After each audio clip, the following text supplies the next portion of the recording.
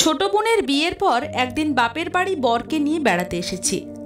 আসলে ঠিক বেড়াতে নয়, বাবা ফোন করে জানালেন যে তোমাদের সকলকে নিয়ে আজ একটি পারিবারিক মিটিং করব, সুতরাং তোমরা সবাই সময় মতো চলে এসো। আজ এই প্রথম এমন ঘটনা ঘটেছে যে বাবা ঘটা করে আমাদের সব ভাই বোনকে একসাথে ডেকেছেন। দুই ভাই, ভাইয়ের বউ এবং তাদের বাচ্চারা বাবা মায়ের সাথে এ বাড়িতেই থাকে। দুপুরে সবাই খাওয়া দাওয়া করে বিকেলে বাবার কথা মতোই সবাই ড্রয়িং রুমে এসে বসলাম। বাবা কিছুক্ষণ পর আসলেন এবং মাকে পাশে নিয়ে বসলেন। খুব টেনশন হচ্ছে বাবা ঠিক কী করতে চলেছেন। হঠাৎ বাবা বলতে শুরু করলেন, শোনো, তোমরা আমার সন্তান। জ্ঞান হবার পর থেকে হয়তো আমাকে ভালো মানুষ হিসেবে জেনে এসেছো।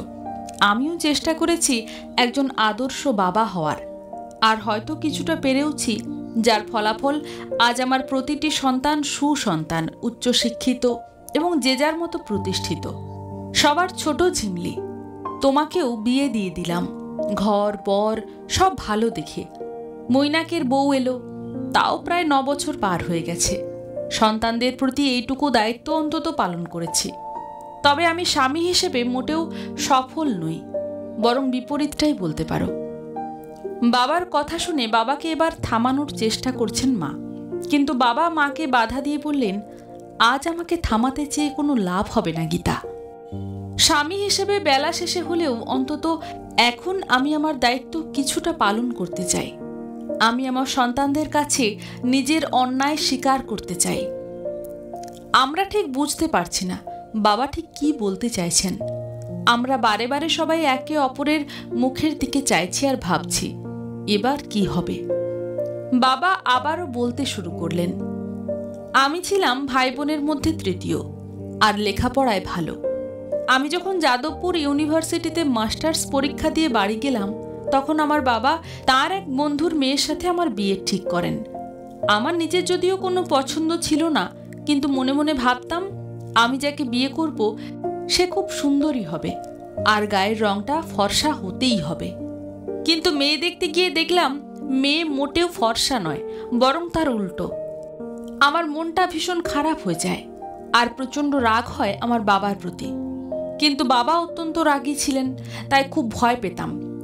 বাবাকে আর সেই ভয়ে শেষ পর্যন্ত কিছুই বলতে পারিনি। 1 সপ্তাহ বাদে আমাদের বিয়ে হয়ে যায়। তবে বিয়ে হলেও আমি সেই স্ত্রীকে মন থেকে মেনে নিতে পারিনি। সে বিভিন্নভাবে আমাকে খুশি করার চেষ্টা করত, কিন্তু আমি তাকে আমার সামনে দেখলেই বিরক্ত হতাম। অবশেষে আবার কলকাতায় ফিরে এলাম আর একটা সরকারি চাকরিতে জয়েন করলাম।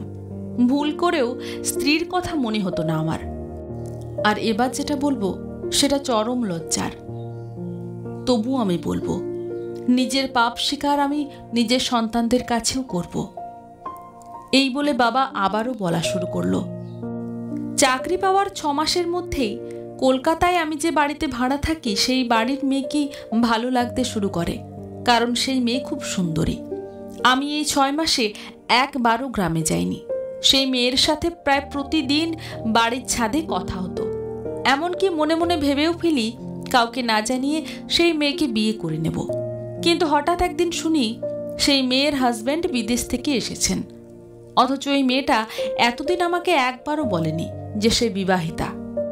প্রচণ্ড মানসিক কষ্ট নিয়ে গ্রামে ফিরলাম, কিন্তু নিজের স্ত্রীকে কোনো রকম সম্মান তো দিইনি, বরং সামনে এলে মাঝে মাঝে দূর দূর করতাম। আর সেই সুযোগটা আমার মা, বাড়ির অন্য বউরাও নিত। বাড়ির দাদু দিদা সহ 12-13 জনের কাঠের উনুনে রান্না, সাথে বাড়ির যাবতীয় কাজ সব গীতাকে দিয়েই করানো হতো। আমি 2-1 আর চোখে খেয়াল করতাম ওর হাতে ফোসকা পড়ে থাকতো পাটায় মশলা পেশার কারণে।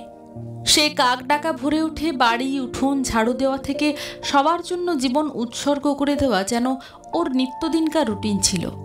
তাতেও শান্তি ছিল না। পান থেকে চুন খসলে সবাই ওকে বিভিন্নভাবে হেনস্থা করত। বাড়িতে ওকে কেবল আমার বাবাই ভালোবাসতেন। যাই হোক, আমি কলকাতায় ফিরে আসি। তারপর আর বাড়ি যাবার নাম পর্যন্ত করি না। বাবা চিঠি পাঠালে কোনো রকম জবাব দিই। এইভাবে একদিন হঠাৎ বাবার চিঠিতে জানতে পারলাম আমার একটি কন্যা জন্ম হয়েছে, আর কন্যাটি দেখতে নাকি আমার মতোই। যাক, আমার সন্তান অন্তত তার মায়ের মতো কালো হয়নি। আমি গ্রামে আসি।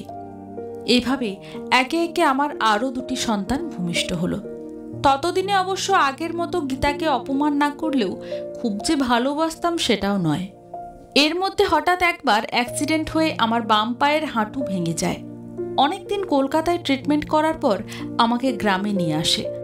সেই সময় গীতা আমাকে যেভাবে সেবা করে, নিয়মিত ডাক্তার দেখানো, ব্যায়াম করানো, টাইম মতো ওষুধ দেওয়া, আমাকে সুস্থ করে তোলে, তাও পুরো সংসারের দায়িত্ব পালন করার পর। আমি সেই সময় অবাক হয়ে ভাবি, আমি জীবনে কাকে পেলাম? সুন্দর চেহারায় কি সব? রত্ন চিনতে এত সময় লাগলো আমার। একটা সুন্দর মন পারে পুরো পৃথিবী আনন্দে ভরিয়ে দিতে। সেই প্রথম বিয়ের 19 বছর পর আমার চোখে ধরা পড়ল পৃথিবীর সবথেকে সুন্দরী রমণী, তোমাদের মা। একদিন আমার অন্য ভাইয়ের বউরা গীতাকে কাজের হুকুম করে। তখন আমি বাধা দিয়ে চিৎকার করে বাড়ির সবাইকে বলি, কেন আমার স্ত্রী সব কাজ করবে? অন্যদের মতো ও এবারের বউ, ওকে ওর যোগ্য সম্মান সবাইকে দিতে হবে। অদ্ভুত ব্যাপার হলো, ওকে আমি 19টি বছর ধরে এত অপমান করেছি, কষ্ট দিয়েছি, অথচ আমার সামনে তাকে কাঁদতে দেখিনি কখনো। হয়তো ভয়ে, হয়তো লুকিয়ে কেঁদেছে, কিন্তু গীতা সেদিন চিৎকার করে কেঁদেছে আর বলেছে তার জীবনে যা চাওয়ার ছিল তা সে পেয়ে গেছে, কারণ তার স্বামী তাকে সকলের সামনে নিজের স্ত্রী বলে সম্মান দিয়েছে। এমন একটা মেয়েকে আমি এতগুলো বছর এত কষ্ট দিয়েছি। 6 মাস পর আমি আবার কলকাতায় ফিরে নতুন চাকরিতে জয়েন করি এবং ঠিক করি গীতাকে আমার কাছে নিয়ে আসব। কিন্তু বাদশা দেন আমার মা, তিনি কিছুতেই ওকে আসতে দিলেন না। ও চলে এলে এত বড় সংসার সামলাবে কে? বাড়িতে দাদা দাদি শ্বশুর শাশুড়ির সেবা করবে কে? এইভাবে কেটে গেল আরও কয়েকটি বছর। তবে তখন নিয়ম করে কয়েকদিন পর পর গ্রামে যেতাম, আমার পৃথিবীর শ্রেষ্ঠ সুন্দরী রমণীকে দেখার তাগিদে। এর মধ্যে অবশ্য আমাদের ছোট মেয়ের জন্ম হয়, তিতলি। আমার বড় সন্তান তখন ক্লাস 9-এ উঠেছে। মেয়েটি আমার দ্রুত লম্বা আর সুন্দরী হয়ে যাওয়ায় গ্রামে রাখা বিপজ্জনক হয়ে ওঠে।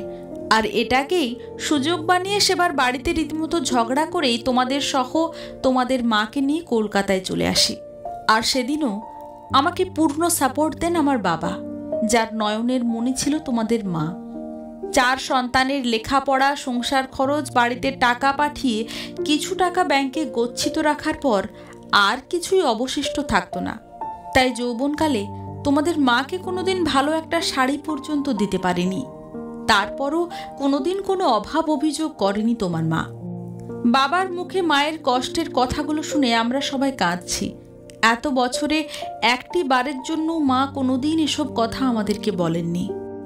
বাবা আবার বলা শুরু করলেন, বড় বৌমা, ছোট বৌমা, আমি তোমাদেরকে দোষ দিচ্ছি না। তোমাদের অধিকার আছে স্বাধীনভাবে বাঁচার, তেমনি তোমাদের শাশুড়ি মায়েরও অধিকার আছে। ও এখনও বাড়ির সবার রান্না করে, আর তোমরা সবাই যে যার ক্যারিয়ার নিয়ে ব্যস্ত। ছুটির দিনেও তোমরা নিজেদের মতো করে ঘুরে বেড়াও, আর তোমাদের শাশুড়ি সেই ঘরের কোণেই বসে থাকে। কিন্তু তারপরও বুঝতে পারি তোমরা বিরক্ত হও শ্বশুর শাশুড়িকে নিয়ে সংসার করতে। তাই আমি চাই তোমরা আলাদা আলাদা বাড়ি নাও, কারণ সেই অ্যাবিলিটি তোমাদের আছে।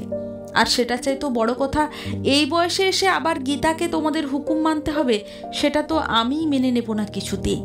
এ বাড়িতে আমি আর তোমাদের শাশুড়ি মা থাকবো। খুব অল্প টাকায় জমিটা কিনে রেখেছিলাম, আর সেই টাকাটা ছিল তোমাদের মায়ের, তার বাবার বাড়ির দেওয়া বিয়ের গয়না বিক্রির টাকা, আর আমাদের জমানো সামান্য কিছু টাকা। অবসর নেওয়ার পর যে টাকাটা পেয়েছিলাম সেটা দিয়ে 3 তলা বাড়িটা করলাম।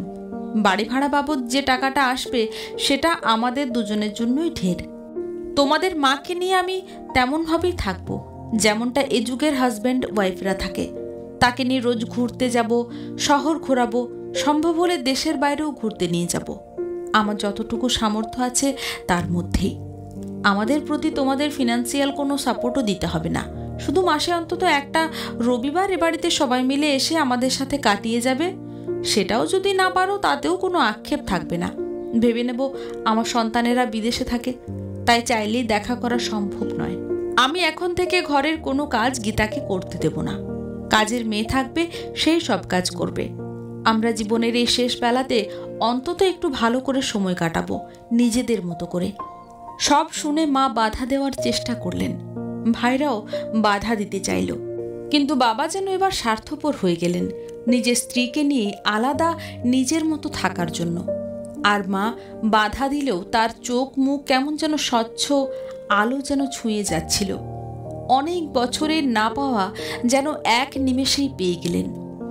বাবা আবার বলতে শুরু করলেন, তোমাদের মাকে আমি যেদিন দেখতে চাই আজ হলো সেই বিশেষ দিন, আর তাই আমি তোমাদের মাকে নিয়ে আজ রেস্টুরেন্টে ডিনার করব। এই কথা শুনে মা যেন লজ্জায় তাকাতে পারছেন না কারোর দিকে, শুধু মাথা নিচু করে বলছেন, দোহাই তোমার, এই বয়সে এসব কিছু করতে যেও না, মানুষ হাসবে, টিটকিরি দেবে।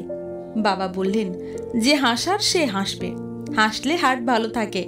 তোমার আমার কারণে না হয় কিছু মানুষের হার্ট একটু পাকাপোক্ত হলো। বাবার কথা এবার আমরা কেউ হাসি আটকে রাখতে পারলাম না। বাবা আবার বললেন, ঠিক 1 সপ্তাহ পর আমাদের অ্যানিভার্সারি, আর জীবনে এই প্রথমবার আমি আমাদের অ্যানিভার্সারি পালন করব, তাও খুব ঘটা করে। তোমাদের কিছুই করতে হবে না, শুধু ওই দিন প্রত্যেকে খুব ছোট্ট করে হলেও আমার গীতার জন্য অ্যানিভার্সারি গিফট নিয়ে এসো। বলেই বাবা বাচ্চাদের মতো কাঁদতে শুরু করলেন, সাথে মাও। তবে এই কান্না আনন্দের, এই কান্না সুখ প্রাপ্তির, এই কান্না বহুদিনের না পাওয়ার কান্না।